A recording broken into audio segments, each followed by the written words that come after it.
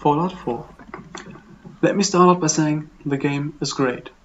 It is very immersive and I could get lost in this post-apocalyptic world for hours. The world is beautiful, very detailed, and just a pleasure to get lost in. While the graphics are certainly not the best you've ever seen, they suffice to make the world feel real, genuine, and alive. You are thrown into a post-apocalyptic world that you know nothing about and you start exploring. On your way, you meet members of several factions with different views and goals. In the course of your quests, these factions start fighting each other and, if you want to progress, you have to pick a side and make enemies with people you once fought for. Fortunately, and this is really the only positive thing I can say about the user interface, you are told that you are about to make enemies when you take the next step and you have a chance to say no. Step back and create a new save file so you can return later and explore different options if you want to, without having to play the whole game again. I really enjoyed my time exploring the various stories hidden in the world, and to fully enjoy the game you have to work for a bit.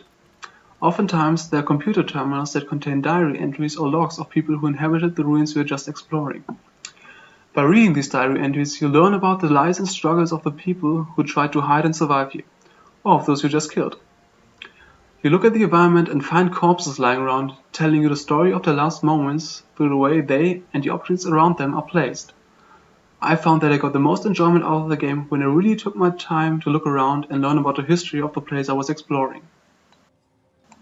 I explored the ruins of the wasteland for hours, and always wanted to go on and explore even more. My runs of questing and exploring were only interrupted by my limited inventory.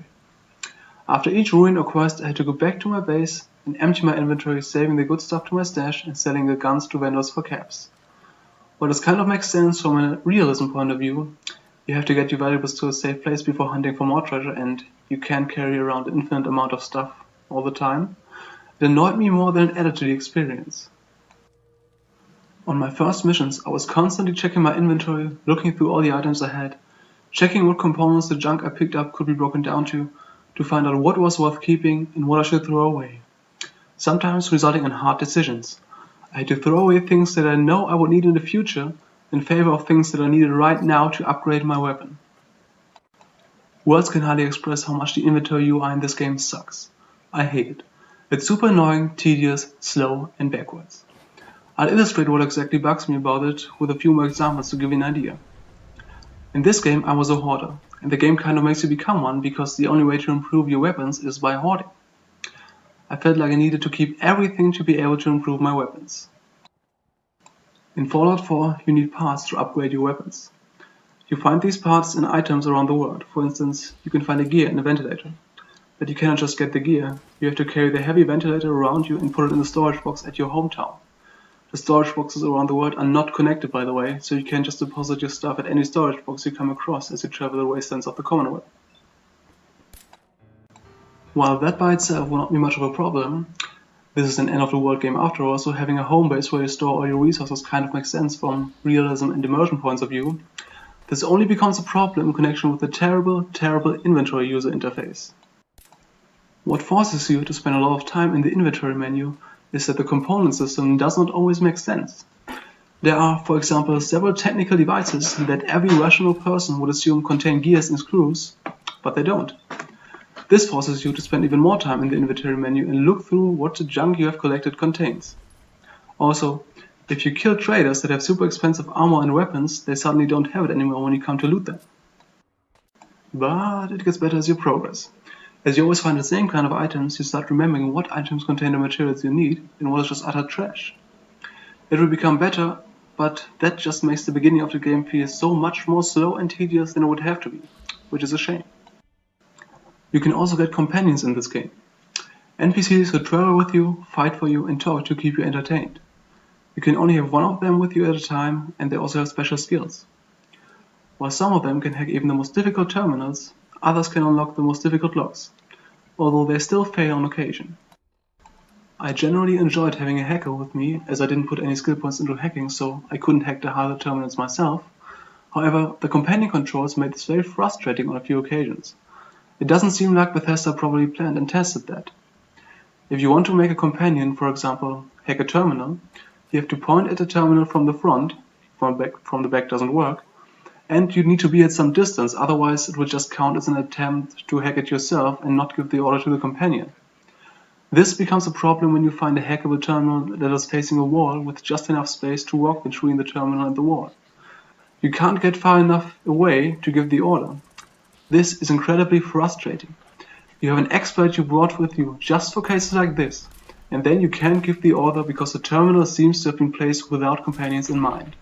Really annoying. I realized that this is a role-playing game and not purely an action game, so there are slower moments and the pacing is generally more relaxed, and that, generally, is a good thing. But I believe the inventory management takes this way too far and makes things far more annoying than they would have to be. It's simply too much, too slow, too tedious. Fallout 4 is not a fast-paced FPS game, even though it may look like one at first sight. It is a mix between an action shooter and a slow RPG, and the gameplay strongly leans towards the slower part. The shooting isn't as precise as it is in other modern military FPS games, and that makes sense from an immersion point of view. Those weapons you modified yourself at a ramshackle workbench simply aren't as precise and have more recoil than weapons crafted professionally at a modern high-tech facility. You will probably only use the FPS combat when you have run out of attack points for the VATS, and wait for them to recover. This is not a bad thing because the VAT system is a lot of fun. It just means that the game isn't a fast-paced first-person shooter but more of a medium-paced action RPG. After finishing the main quest, there were still a few side quests that I didn't finish, and I went to complete them. After about 3 interesting quests, I only received repetitive quests that seemed like repeatable daily quests from an MMORPG.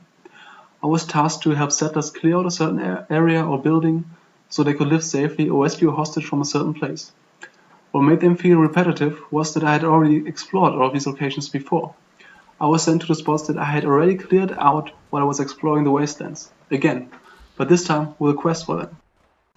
I assume this is meant for players who didn't spend a lot of time exploring the world and just went from one quest objective to the next. You get the location marked on your map and you can do your quest and explore places that have a lot going on. You can also do special quests for your companions. While I liked one particular companion so much that I kept him with me all the time, I only did his quest. After completing the game, I switched companions, and after doing some of those repeatable quests, the new companion liked me enough to let me start his personal companion quest. So, if you want to do all the quests for all the companions in the end, you could still just do the repeatable quests with your new companion until your relationship with your new companion is good enough. I finished the main quest with a lot of side exploring in about 60 hours. Then, the repeatable quests felt way too repetitive and boring for me, so I quit after about 70 hours of game time. I realized that length is a stupid thing to complain about. Any single player game that gives you 60 to 70 hours of enjoyable game time definitely has enough content. I can hardly think of any other game that offers more. And my complaint is not about when, but how the game ended for me. It felt a little unsatisfying to leave the game with open, repeatable quests which I had already completed.